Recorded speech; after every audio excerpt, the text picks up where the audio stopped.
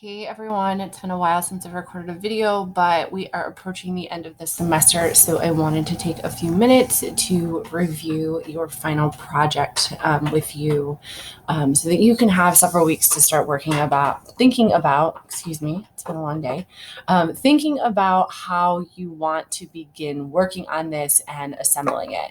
So as you can see in the screen that I'm sharing, you are going to be creating a survival kit.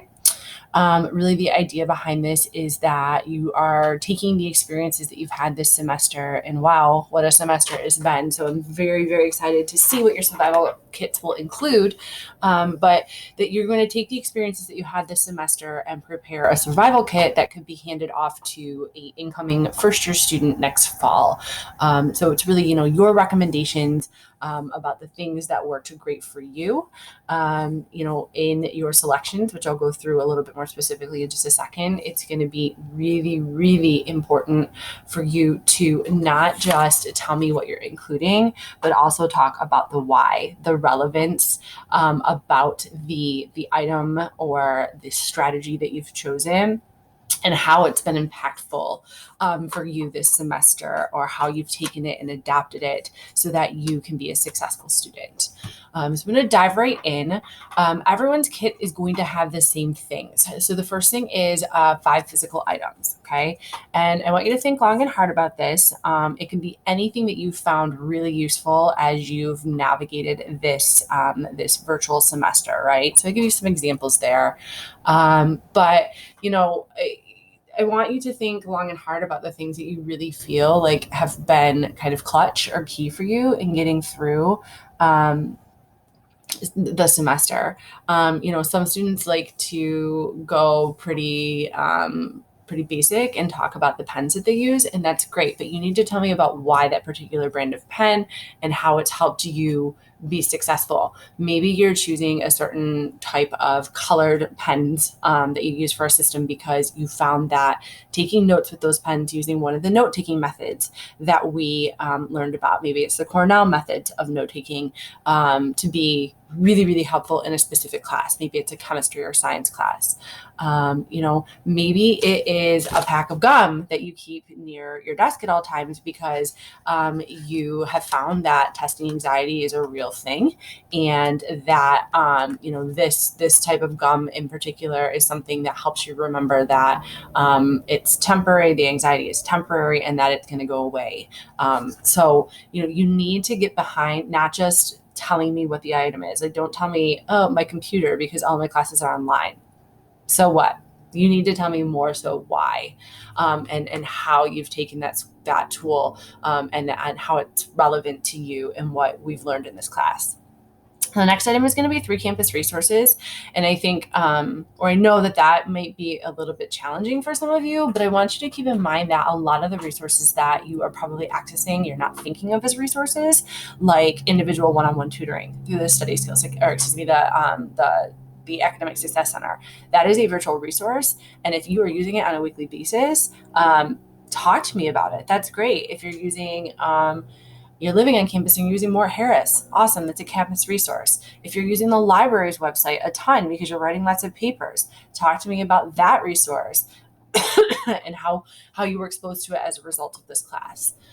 So it's campus resources. 3 strategies that you've learned in FYS. So I like to think that we did an okay job going through these strategies here, but I'm giving you a list to kind of bring it back for you. So back in week 2, we talked about that week scheduling, identifying your priorities and making sure that you are spending the appropriate amount of time on things that you consider to be a priority. If that's a practice that you've continued to use that throughout the semester, then maybe that's something you select and you talk about why that's really become relevant for you and what kind of success that you've seen through it. A lot of you have actually mentioned it in your homework, so it makes me really happy.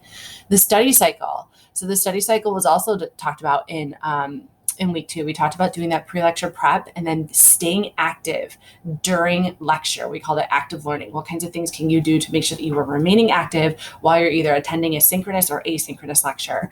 And then that post-lecture review, testing your comprehension to make sure you don't have any questions. So it's a study cycle.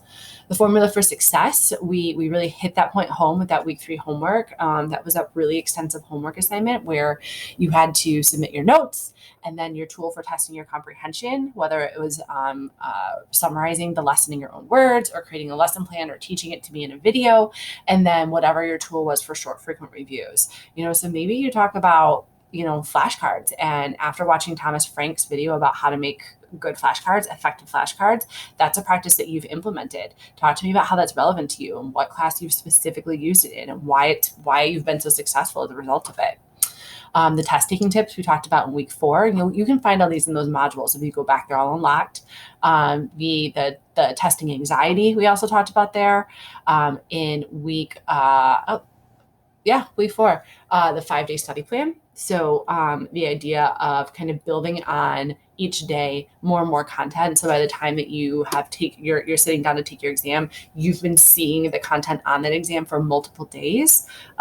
That idea of preparing a chunk of content one day and then reviewing it the next day as you prepare another chunk to review the following day. And then those note-taking strategies, we talked about those in week 5. Thomas Frank did that weird video with all the fighters. I'm not sure, but a lot of you talked about trying out a new type of note-taking in that homework. And so maybe that's something you continue to do. Talk to me about why and why you've been successful doing it.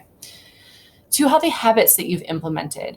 I talk about the impact of sleep and physical activity here. We talked about the impact that sleep can have on your brain, kind of filtering out the non-important information and moving that important information into your long-term memory, kind of strengthening those neural pathways. We've also talked about BDNF and its relation to physical activity and how that can impact your memory.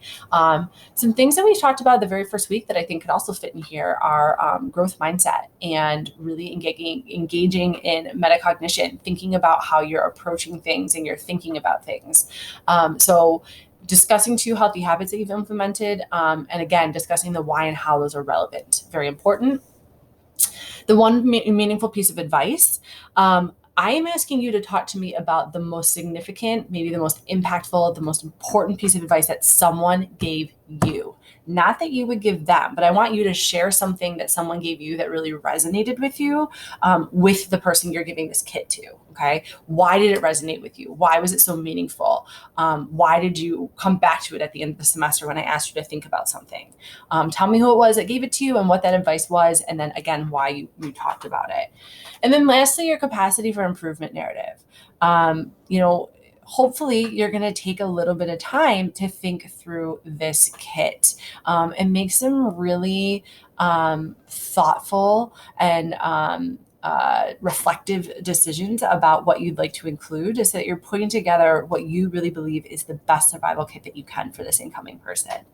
And you're going to talk to me about how this kit that you've put together now demonstrates your capacity for improvement along this semester and also in future semesters, your continued capacity to continue improving next semester and the semesters beyond.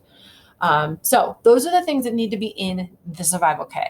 How you present it is completely up to you. And this is where you get to get fun, creative. I've outlined a couple of examples here of submissions that I've gotten in previous semesters. So some students love to write that 5-paragraph essay kind of format. I think it'll be a little bit longer than 5 paragraphs, but that essay format, this is more formal. It should be written college level writing, free of grammatical errors, free of spelling errors, not too casual there. A presentation, either through PowerPoint or Canva, they have some nice slides in Canva, is another option. Prezi, if you're into that and kind of the way that the computer changes the transitions and the angles there. You could create an infographic. Canva has a ton of templates. If you find one that you like and you want to turn this into an infographic, awesome, I love it. If you want to record a video, maybe it's a YouTube video, maybe it's a series of TikToks, maybe it's an Instagram story. Whatever you do there, you need to make sure that I have access to all of those videos. If you're going to do it in multiple short little stints, maybe you write a blog post and you insert pictures in it. Maybe you write it as an email that with the intention of it being blasted out to all of the incoming freshmen next fall. If you've got other ideas, I am very much down to hear what those are. I am very open, but those ideas need to come to me early on and not the week before it's due or the night before it's due, because I'm not necessarily going to be checking my computer and looking for you to, ask for permission to do something different. I will say that Once you decide how you're going to kind of present this project, make sure that whatever method it is, that I have access to it when you upload it. Because if it's after the time that it's due and I can't, I am not going to be able to hunt you down. And then lastly, how will this be graded? So it is a final project. It is worth more than all of the other assignments that we've done. So it's worth a total of 60 points. That's equivalent to 3 of the assignments that we've done. So this is a pretty big grade. You'll want to make sure that you take a look at the rubric so that you know exactly where points are being assigned, and are taking that into account as you develop your ideas and work on this. Above it all, it needs to be neat. Get creative and get it as creative as you can, but you still need to be appropriate.